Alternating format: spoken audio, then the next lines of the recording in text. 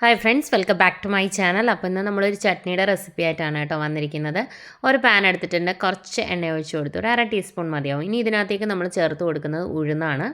2 table spoon നിറച്ചെടുക്കുക കേട്ടോ, നല്ല നിറച്ചെടുക്കുക 2 table spoon. ഇനി നമുക്ക് ഫ്ലെയിം ഒന്ന് കുറച്ച് വെച്ചിട്ട് ഇത് ലൈറ്റായിട്ടൊന്ന് റോസ്റ്റ് ചെയ്തെടുക്കുക. ഒരുപാടങ്ങ് കളർ ചേഞ്ച് ആവണ്ട, എണ്ണ ചെറുതായിട്ടൊന്ന് കളർ മാറി വരണം. ഒരു ഗോൾഡൻ കളർ സ്റ്റാർട്ട് ചെയ്യുന്ന ഒരു ടൈം ഉണ്ടല്ലോ, അതുവരെ നമുക്കൊന്ന് റോസ്റ്റ് ചെയ്തെടുക്കാം. ഫ്ലെയിം നന്നായിട്ടൊന്ന് കുറച്ച് വയ്ക്കാം, ഹൈ ഫ്ലെയിമിലിട്ട് ചെയ്യരുത് കേട്ടോ. അപ്പോൾ ഇപ്പോൾ തേങ്ങയ്ക്കൊക്കെ നല്ല വിലയുള്ള ടൈമല്ലേ, അപ്പോൾ നമ്മൾ എന്നും ഇഡലിയും ദോശയും ഉണ്ടാക്കുന്നവരാണല്ലോ. അപ്പോൾ തേങ്ങ ഇല്ലാതെ നമുക്ക് വെറൈറ്റി ആയിട്ട് കുറച്ച് ചട്നീസ് ഉണ്ടാക്കി നോക്കാം അല്ലേ. നല്ല ടേസ്റ്റാണ് കേട്ടോ, മസ്റ്റായിട്ടും ട്രൈ ചെയ്യാം. കുറച്ച് സമയമെടുത്ത് ചെയ്തോളൂ കേട്ടോ. അപ്പോൾ അത്യാവശ്യം നമ്മുടെ ഉഴുന്നിൻ്റെ കളർ ഇതാ ഒന്ന് ചേഞ്ചായി വന്ന് തുടങ്ങിയിട്ടുണ്ട്. നമുക്ക് ഇത് മാറ്റാം. ആ എണ്ണയിൽ നിന്ന് ഉഴുന്ന് മാത്രം സെപ്പറേറ്റ് ചെയ്ത് മാറ്റി വെച്ചാൽ മതി കേട്ടോ. ഒരുപാട് അങ്ങ് കളർ ചേഞ്ച് ആവുന്നതിന് മുന്നേ തന്നെ മാറ്റണം, ഒന്ന് കളർ മാറി തുടങ്ങുന്ന സമയം. അപ്പോൾ അത് കംപ്ലീറ്റ് ആയിട്ട് നമ്മൾ മാറ്റി വേറൊരു പാത്രത്തിലേക്ക് മാറ്റി. കണ്ടോ, ഈ ഒരു കളറേ ആകാവൂ, ഇതിൽ കൂടുതൽ റോസ്റ്റ് ആവരുത്. ഇനി സെയിം എണ്ണയിൽ തന്നെ ഒരു ചെറിയ കഷ്ണം പുളി നിങ്ങളുടെ ടേസ്റ്റിനനുസരിച്ച് ചേർത്ത് കൊടുക്കണം കേട്ടോ. ചിലർക്ക് ഒരുപാട് പുളി ഇഷ്ടമായിരിക്കും, ചിലർക്ക് പുളി കുറവായിരിക്കും ഇഷ്ടം. ഒരുപാട് ചേർക്കേണ്ട, ഒരു നെല്ലിക്ക വലുപ്പത്തിലുള്ള പുളി എടുക്കുക, എന്നിട്ട് നിങ്ങളുടെ ടേസ്റ്റിനനുസരിച്ച് മാത്രം ചേർത്ത് കൊടുത്താൽ മതി. ആ എണ്ണയിലേക്ക് പുളിയും കൂടി ഇട്ടിട്ട് ലൈറ്റായിട്ടൊന്ന് റോസ്റ്റ് ചെയ്തെടുക്കുക കേട്ടോ. ഇനി നമ്മളിതിനകത്തേക്ക് ചേർത്ത് കൊടുക്കുന്നത് നമ്മുടെ എരിവിനനുസരിച്ച് വറ്റൽമുളകാണ്. നിങ്ങളുടെ എരിവിനനുസരിച്ച് മാത്രം വറ്റൽമുളകിൻ്റെ അളവ് ഇടാം കേട്ടോ. അധികം എരിവ് വേണ്ടുന്നവർക്ക് അളവ് കൂട്ടാം, എരിവ് കുറവ് വേണ്ടുന്നവർക്ക് അളവ് കുറയ്ക്കാം. അപ്പോൾ ഞാനത് കാശ്മീരി ചില്ലി ഒന്നും അല്ല കേട്ടോ എടുത്തിരിക്കുന്നത്. നല്ല കളറൊക്കെ വേണ്ടുന്നവർക്ക് കാശ്മീരി ചില്ലി എടുക്കാം, എരിവും കുറവായിരിക്കും. ഇതൊരു 3 ചേർത്തിട്ടുണ്ട്, അത്യാവശ്യം എരിവുണ്ട് കേട്ടോ. അത്യാവശ്യം എരിവുള്ള മുളകാണ്. അപ്പോൾ എരിവ് തീരെ വേണ്ടാത്തവർ ഒരെണ്ണമൊക്കെ ചേർത്താൽ മതി, അതല്ലെങ്കിൽ അത്യാവശ്യം എരിവ് വേണ്ടവരാണെങ്കിൽ 2 ചേർക്കാം. ഇത് അത്യാവശ്യം നല്ല എരിവുണ്ട്. ഇനി ഇതിനകത്തേക്ക് കുറച്ച് കറിവേപ്പില കൂടി, നമ്മുടെ മുളകൊന്ന് റോസ്റ്റായി വരുമ്പോഴേക്കും ഒരു ഇത്തിരി കറിവേപ്പിലയും കൂടി ചേർത്തിട്ട്, കറിവേപ്പില ഒരുപാടങ്ങ് കളർ ചേഞ്ച് ആവുകയൊന്നും ചെയ്യരുത്, ഒന്ന് റോസ്റ്റ് ചെയ്തിട്ട് നമുക്കിത് മാറ്റി വയ്ക്കാം. ഇനി സെയിം പാൻ തന്നെ, അപ്പോൾ എണ്ണ കുറവാണ്, ഒരു ഇത്തിരി കൂടി എണ്ണ ഒഴിച്ച് കൊടുക്കാം. ഇനി ഇതിനകത്തേക്ക് നമ്മൾ ചേർത്ത് കൊടുക്കുന്നത് ചെറിയ ഉള്ളിയാണ്. ഞാനൊരു 20ഓളം ചെറിയ ഉള്ളി എടുത്തിട്ടുണ്ട്. നല്ല ചെറുതൊക്കെ ആണെങ്കിൽ കുറച്ചുകൂടി കൂട്ടാം കേട്ടോ. ഇത് അത്യാവശ്യം വലിപ്പമുള്ളതാണ്, 1-2 എണ്ണമൊക്കെ ഉള്ളൂ ചെറുത്. അപ്പോൾ ഒരു 20 എണ്ണം എടുത്തിട്ടുണ്ട് കേട്ടോ. ഇനി എന്താ ചെയ്യേണ്ടതെന്ന് വെച്ച് കഴിഞ്ഞാൽ, ഈ ഉള്ളി നമുക്ക് അത്യാവശ്യം നന്നായിട്ടൊന്ന് വഴറ്റിയെടുക്കാം. നന്നായിട്ടൊന്ന് സോഫ്റ്റായി വരുന്ന വരെ വഴറ്റിയെടുക്കുക. വേണമെന്നുണ്ടെങ്കിൽ 1-2 പീസാക്കി കട്ട് ചെയ്ത് വേണമെങ്കിലും എടുക്കാം കേട്ടോ. ഞാനിപ്പോൾ കട്ട് ചെയ്തിട്ടില്ല. ഇനി ഇത് നമുക്ക് ലൈറ്റായിട്ട് ഒന്ന് വഴറ്റിയെടുക്കാം. അപ്പോൾ നന്നായിട്ട് ഒന്ന് വാടി കിട്ടട്ടെ, അതുവരെ നമുക്ക് വഴറ്റിയെടുക്കാം. ഹൈ ഫ്ലെയിമിലൊന്നും ഇടണ്ട, ഫ്ലെയിം കുറച്ച് വെച്ചിട്ട് ചെയ്യുക. ഇനി ഇതിനകത്തേക്ക് നമുക്ക് വേണ്ടത് വെളുത്തുള്ളിയാണ്. ഒരു 8-10 വെളുത്തുള്ളി നമുക്ക് എടുക്കാം, ഒരു മീഡിയം ടൈപ്പ് വെളുത്തുള്ളി കേട്ടോ. ഒരു 8-10 എണ്ണം നമുക്ക് എടുത്ത് വയ്ക്കാം. ഉള്ളി ഒന്ന് വാടി തുടങ്ങുന്ന സമയത്ത് നമുക്കിനകത്ത് വെളുത്തുള്ളി കൂടി ചേർത്ത് കൊടുക്കാം. എന്നിട്ട് ഇത് രണ്ടും കൂടി ചേർത്തിട്ട് നന്നായിട്ടൊന്ന് വഴറ്റിയെടുക്കാം. അത്യാവശ്യം നന്നായിട്ട് സോഫ്റ്റ് ആവണം കേട്ടോ. അപ്പോൾ വെളുത്തുള്ളിയും കൂടി ചേർത്തിട്ട് നമുക്ക് നന്നായിട്ടൊന്നും കൂടെ ഒന്ന് സോഫ്റ്റാക്കി എടുത്തതിന് ശേഷം ഇതുകൂടി മാറ്റി വയ്ക്കാം. എല്ലാം കൂടെ ഒരുമിച്ച് മിക്സ് ചെയ്ത് വെക്കണ്ട, നമുക്ക് സെപ്പറേറ്റ് ആയിട്ടാണ് അരച്ചെടുക്കേണ്ടത്. അപ്പോൾ ഉള്ളിയും വെളുത്തുള്ളിയും വേറെ വയ്ക്കുക, ബാക്കിയൊക്കെ നമുക്ക് വേറെ വയ്ക്കാം കേട്ടോ. അപ്പോൾ ഇത് ഏകദേശം വാടി തുടങ്ങിയിട്ടുണ്ട്, ഇത് മതിയാവും, നമുക്ക് പാത്രത്തിൽ നിന്ന് മാറ്റാം. എണ്ണയിൽ നിന്ന് അത് മാത്രമായിട്ട് മാറ്റി വേറൊരു പാത്രത്തിലേക്ക് മാറ്റി വയ്ക്കാം. ഇനി എല്ലാം ഒന്ന് തണുത്ത് കഴിയുമ്പോൾ നമ്മൾ ആദ്യം ചെയ്യുന്നത് നമ്മുടെ ഉഴുന്നും വറ്റൽമുളകും പുളിയും കറിവേപ്പിലയും എല്ലാം കൂടി ആദ്യം ജസ്റ്റ് ഒന്ന് അടിച്ചെടുക്കുന്നുണ്ട്. നന്നായിട്ടൊന്ന് ചതച്ചെടുത്ത് കൊണ്ടുവരാം കേട്ടോ. അതിൽ പുളി ഇത്രയും വേണ്ടാത്തവർക്ക് അളവ് കുറയ്ക്കാം കേട്ടോ. പിന്നെ വേണമെന്നുണ്ടെങ്കിൽ ചേർത്ത് കൊടുത്താൽ മതി. ആദ്യം കുറച്ച് പുളി ചേർക്കുക, എന്നിട്ട് നിങ്ങൾ ടേസ്റ്റ് ചെയ്ത് നോക്കിയിട്ട് വേണമെന്നുണ്ടെങ്കിൽ എക്സ്ട്രാ ചേർത്ത് കൊടുത്താൽ മതി.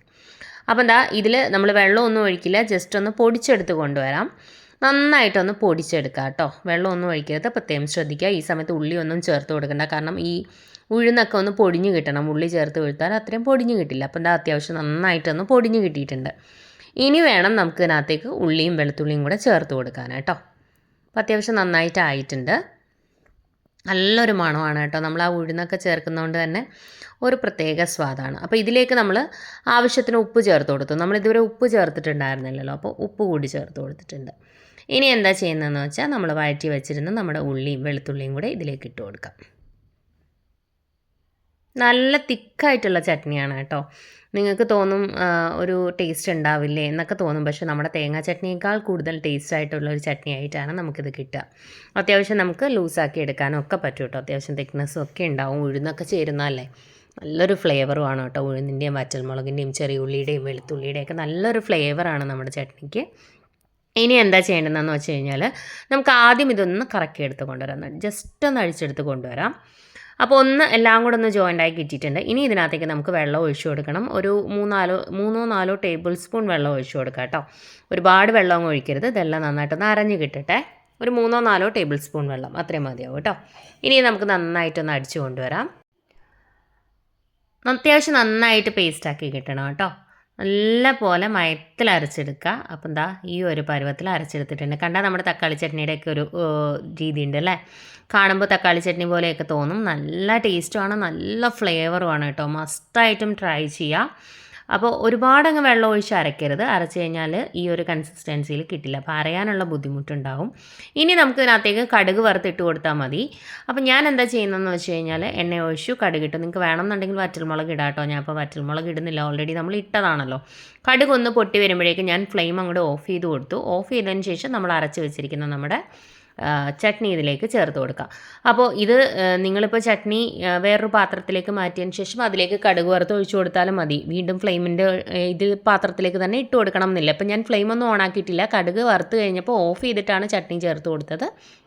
എന്നിട്ട് ഒരിത്തിരി വെള്ളം ഒഴിച്ചൊന്ന് ലൂസ് ചെയ്ത് കൊടുക്കുന്നുണ്ട്. നിങ്ങൾക്ക് നമ്മുടെ ചട്നിയിൽ ഒരിത്തിരി വെള്ളം ഒഴിച്ച് ഒന്നിരിത്തിരി നിങ്ങളുടെ തിക്നെസ്സിനനുസരിച്ച് ലൂസാക്കി എടുക്കാം. എന്നിട്ട് എണ്ണ ഒഴിച്ച് കടുകിട്ട് വറ്റൽമുളകും കറിവേപ്പിലയും എല്ലാം കൂടെ താളിച്ച് നമ്മുടെ ചട്നിയിലേക്ക് ഒഴിച്ചു കൊടുത്താലും മതി. ഇപ്പം ഞാൻ ജസ്റ്റ് ഒന്ന് ഓഫ് ചെയ്തിട്ട് ഇതിലേക്ക് തന്നെ മിക്സ് ചെയ്തെടുത്തു, അത്രയേ ഉള്ളൂ. വെള്ളം ചേർക്കുമ്പോൾ ഈ ചട്നിയിൽ നമ്മൾ ഇങ്ങനെ ചൂടാക്കാതെ എടുക്കുന്ന ചട്നിയിൽ വെള്ളം ചേർക്കുമ്പോൾ എപ്പോഴും തിളപ്പിച്ചാറിയ വെള്ളം ചേർത്ത് കൊടുക്കുന്നതാണ് നല്ലത് കേട്ടോ. കാരണം പിന്നെ നമ്മളത് ചൂടാക്കുകയൊന്നുമില്ലല്ലോ. അപ്പോൾ ഒരു സ്വല്പം കറിവേപ്പില കൂടി ഞാൻ ഇട്ട് കൊടുക്കുന്നുണ്ട്. ഉപ്പൊക്കെ ചെക്ക് ചെയ്ത് നോക്കുക. അപ്പോൾ അത്രയേ ഉള്ളൂ. വളരെ ടേസ്റ്റി ആയിട്ടുള്ള നമ്മുടെ റെസിപ്പി ഇവിടെ തയ്യാറായിട്ടുണ്ട്. 1-2 കാര്യങ്ങൾ ശ്രദ്ധിക്കുക. നമ്മുടെ മുളകിടുമ്പോൾ ഈ ഒരു 3 മുളകിടുമ്പോൾ അത്യാവശ്യം നല്ല എരിവുണ്ട്.